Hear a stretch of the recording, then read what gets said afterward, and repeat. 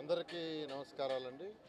ఈరోజు హైకోర్టు భవనానికి గ్రాఫ్ ఫౌండేషన్కి 15,000 టన్నుల కాంక్రీట్ని గ్రాఫ్ట్ ఫౌండేషన్ వేసేదానికి ప్లాన్ చేశారు.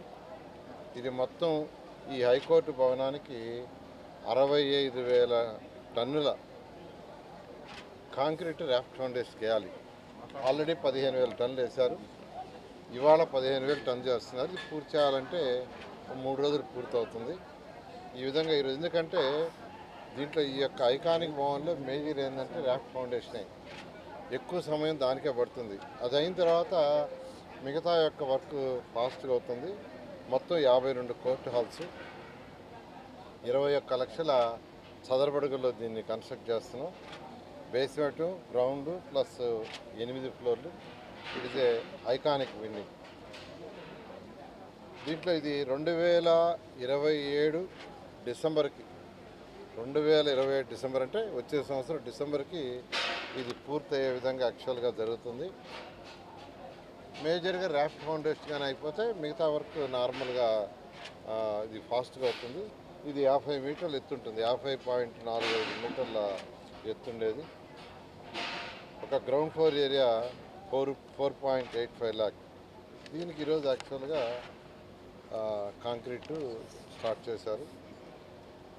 అమరావతిలో ఏదైతే అధికారుల కోసం 4,026 భవనాలు కడుతున్నారో, ఇల్లు హౌసెస్, అపార్ట్మెంట్లు కావచ్చు లేదా ఇండివిజువల్ హౌస్ కావచ్చు, ఎంతో వేగవంతంగా జరుగుతున్నాయి. ఐఏఎస్ సంబంధించిన అపార్ట్మెంట్లు అయితే ఆల్మోస్ట్ అయిపోయినాయి. లోపల కేవలం కబోర్డ్స్ బిగిస్తున్నారు. అదేవిధంగా ఎమ్మెల్యేలు, ఎమ్మెల్సీ నుంచి కూడా ఇన్సైడ్ పూర్తి అయిపోయింది.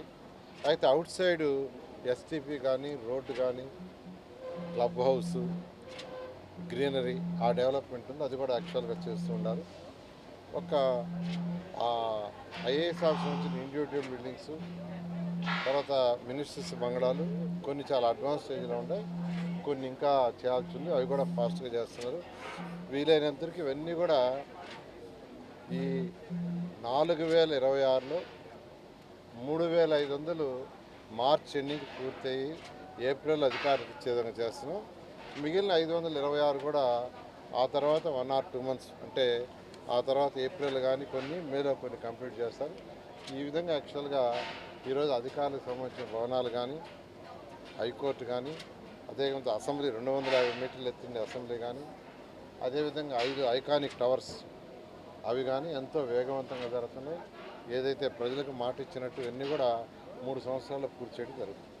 ఇది ప్రాజెక్ట్ కాస్ట్ ఎంత సార్? ఇది ఎగ్జిక్యూషన్ ఎవరు చేస్తున్నారు? కన్స్ట్రక్షన్ దీన్ని యాక్చువల్గా ఎన్సీసీ వాళ్ళకి వచ్చింది. యాక్చువల్గా దీని యొక్క ఇది ఫేజ్ 1, ఫేజ్ 2, ఫేజ్ 3 ఉంటుంది.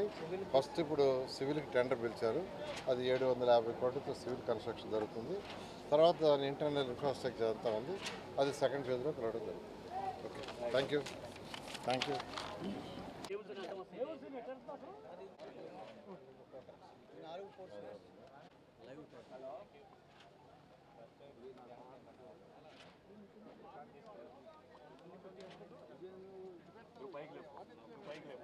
ఎన్సీసీ వాళ్ళకి వచ్చింది. యాక్చువల్గా దీని యొక్క కాస్ట్ ఎంత?